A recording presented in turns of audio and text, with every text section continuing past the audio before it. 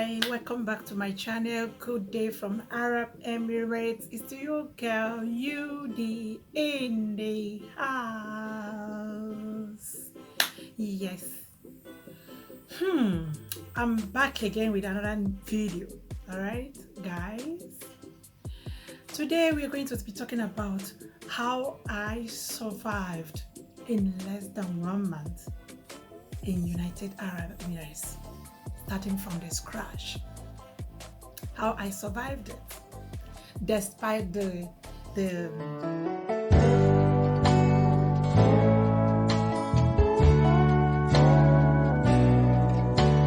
high cost of living, COVID-19, okay?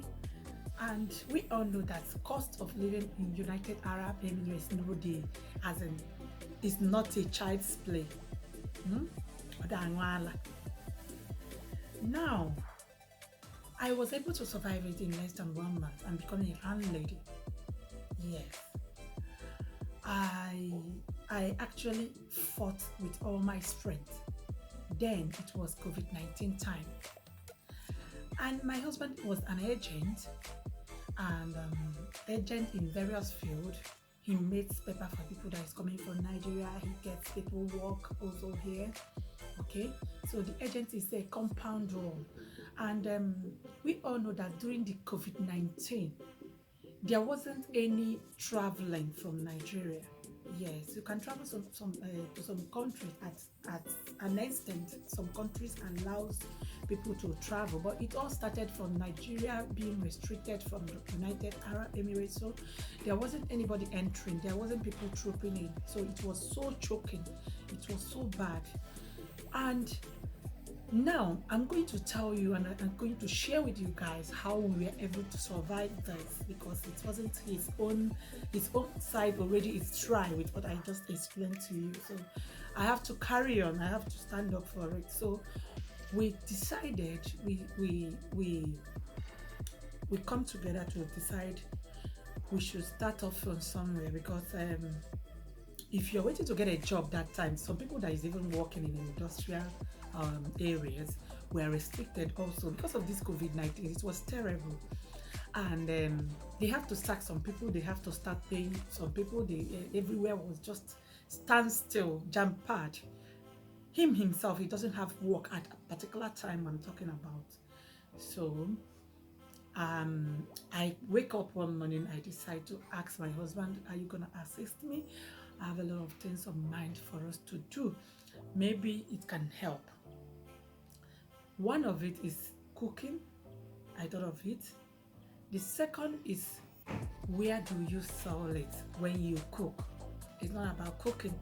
It's about where do you get customers to get the food from you. Because of this COVID-19, I think figuring it out is something someone has to think about so well. Now I have to be opportuned to hear about where they called China Mall. Okay, guys, because we resided in Ajiman. All right, so where they call China Mall, there's a lot of things being done there. We have a lot of our friends that is living there. We have a lot of Nigerians there, Africans totally living there.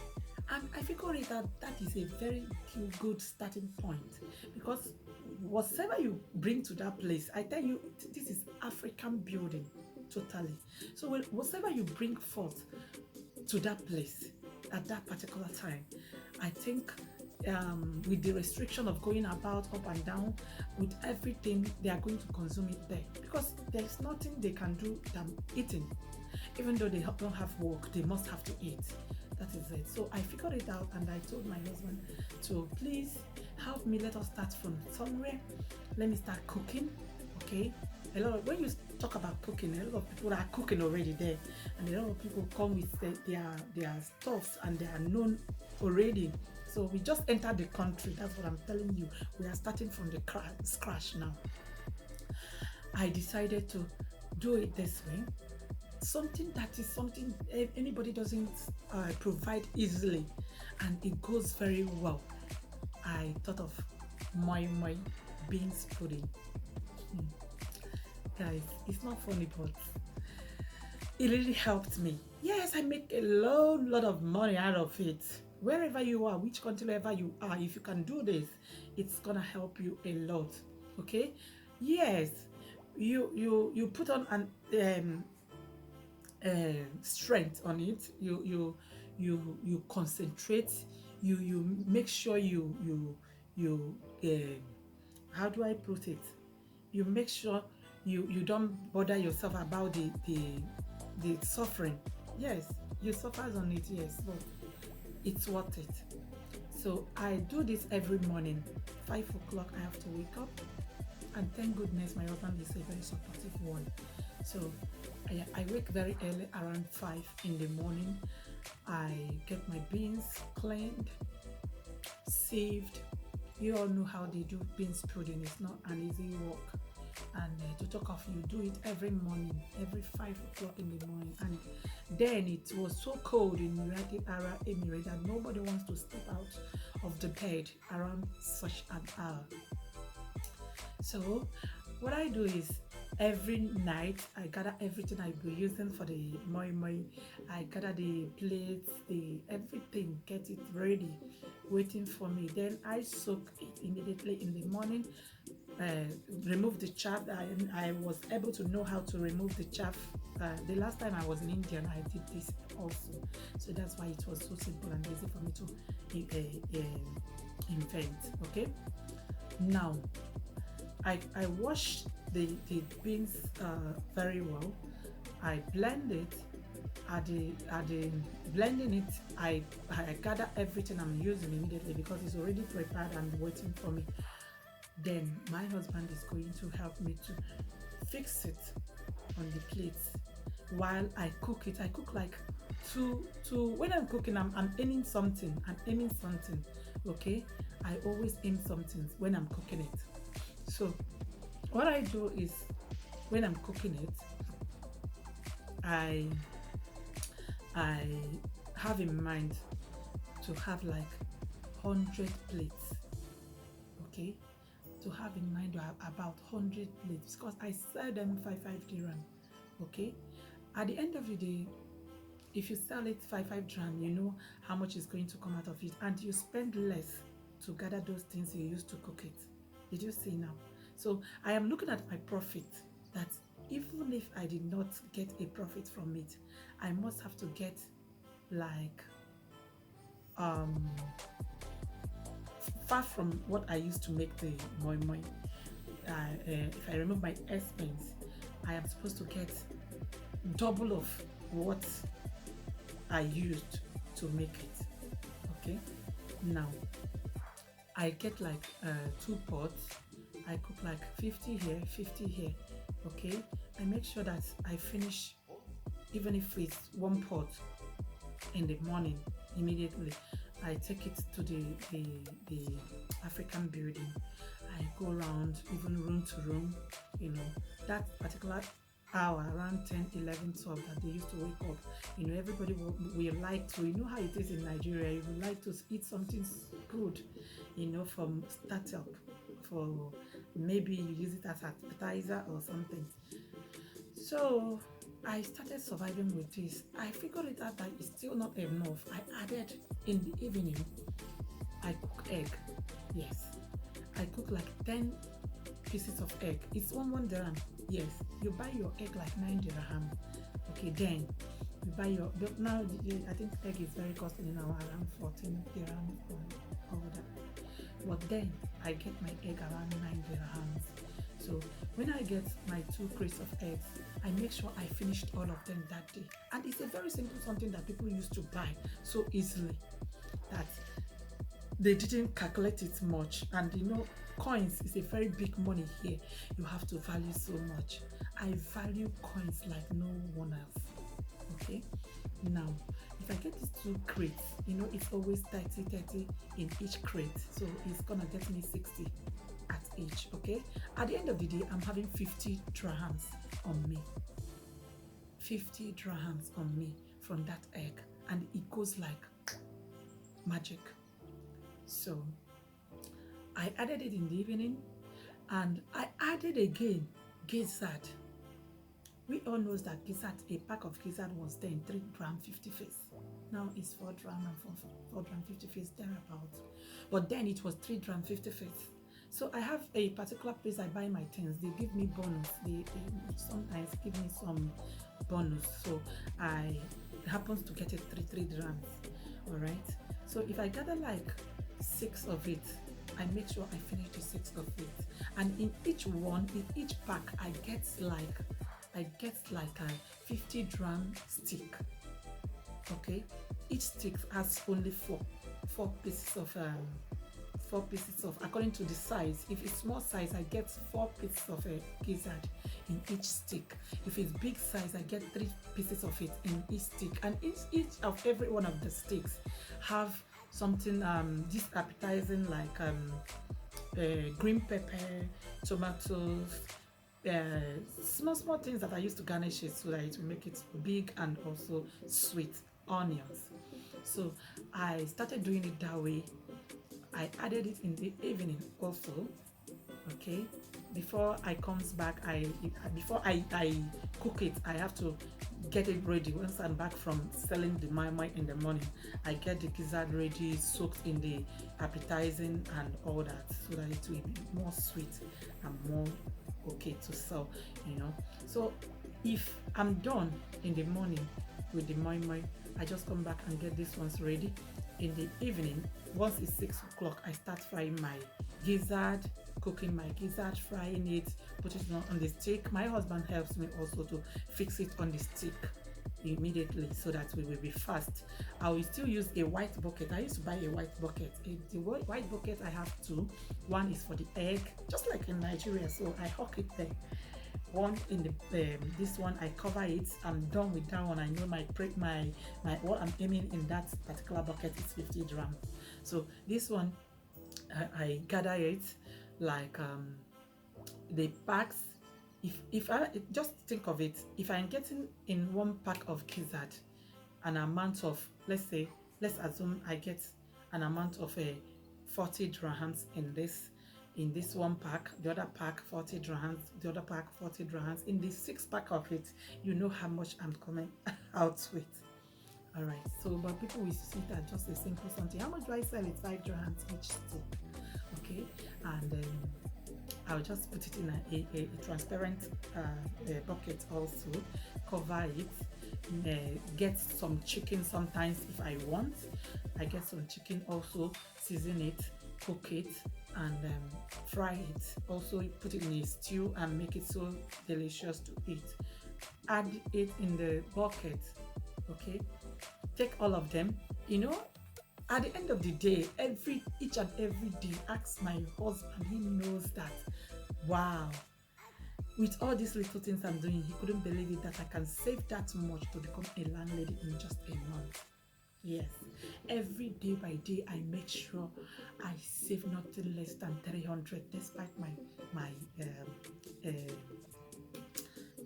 the money I used to make the food, what I'm selling. I normally remove 300 as my income first of all, before I'll use the rest money for maybe getting another one I'm gonna sell the next day, getting the foodstuffs, getting the house equipped, and all that. Okay. It was something we never imagined. What I do is that I just get a place, a small safe that I just drop it. I forget about it. Every day I drop 300, 400. I forget about it. This is how I was able to pull the money I used to get a house. Because the most important thing in Arab Emirates is to, once you can acquire your place of living and the source of your food, okay, getting food, you are done. You've conquered UAE. Okay, the most important thing and the most very costly thing that is in this country that makes it a costly country to live is accommodation and food. So if you can be able to conquer these two, my dear, sky is your limit. You can make it now because you've already conquered it. So you're moving on to see how you save. for yourself, how you make money, and how you move on. Okay, so in less than 1 month with this, I was able to get us a studio. A studio. We started from studio. So I was able to get a studio, and you all know that getting a studio in this country, you must be looking at around 7 to 8,000 dirhams. Okay, because you got to put down the deposit for the fuel, which is 2,000, and it doesn't drag it. Okay, you got to pay for 2 months rent immediately before you place your check also.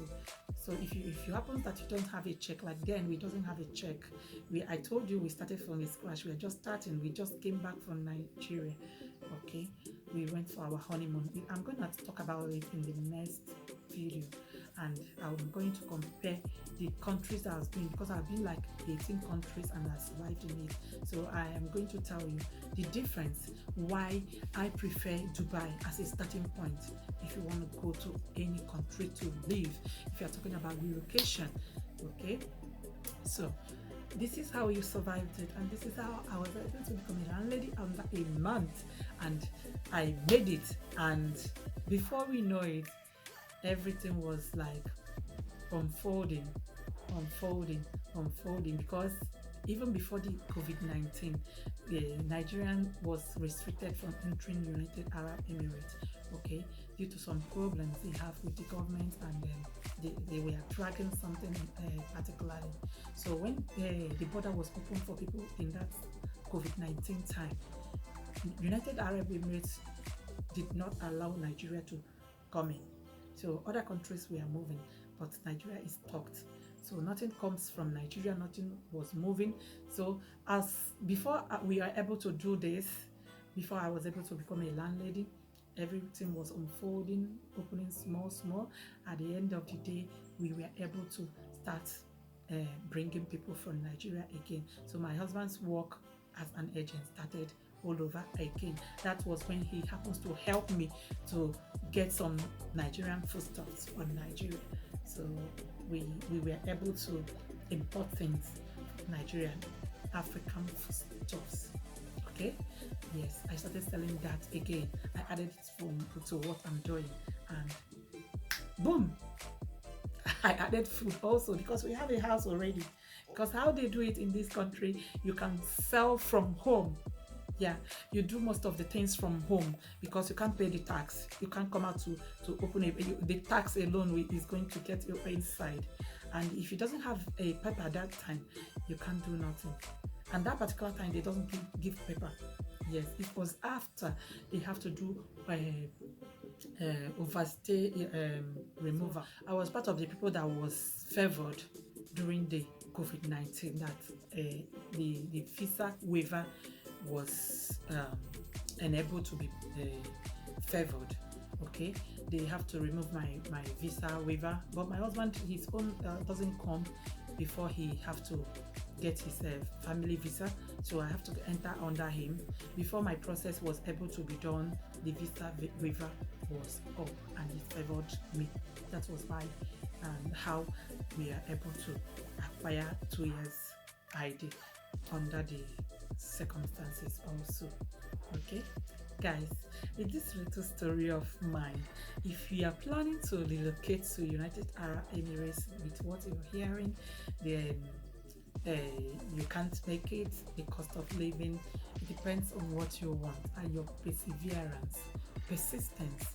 Okay, you can if you can survive in United Arab Emirates, I bet you there's nowhere you cannot survive. Depends on how you work on yourself. It depends on how serious you are. It depends on what you're aiming. Okay, your aims, what it's all about. Because most of the times I prefer self-employment in these Arab Emirates. Yeah, I prefer self-employment because most times, if you even get a work, sometimes the company doesn't pay. Some of them use you like fools. They will use you and use you and use you and use you until the money you're being paid dried off from your body. Okay, but the baddest of it all is that some companies doesn't pay, so they might owe you like 3 months, 4 months. It's not worth it. So how are you living? and you have some families to cater out there. So that's it. So that's how we survived it, and that's how we kept moving, and that's how we are today. Okay. Thank you so much for viewing. We love you guys. It's still your girl, UD. And please don't forget to hit on the red button.